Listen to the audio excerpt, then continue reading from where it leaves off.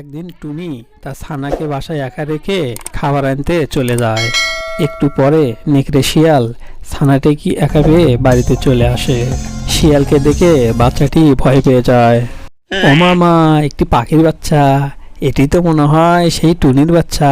কতদিনের আশা, আমি টুনির বাচ্চাকে খাবো। না না শিয়াল মশাই, আমাকে খেও না, আমি তো ছোট, আমাকে খেলে পেট ভরবে না তোমার। চুপ থাক, তোকেও খাবো, তোর মাকেও খাবো। কতদিনের ইচ্ছা পাখির মাংস খাবো, আজকে পাইছি তোদের। কিছুক্ষণ পরে টুনি বাসায় ফিরে আসে। এসে শিয়ালকে দেখে সে ভয় পেয়ে যায়।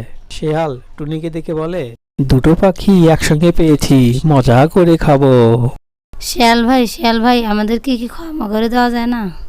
যদি কেউ এই চ্যানেলটিকে সাবস্ক্রাইব করে তাহলে আমি তোদেরকে ক্ষমা করে দিতে পারি।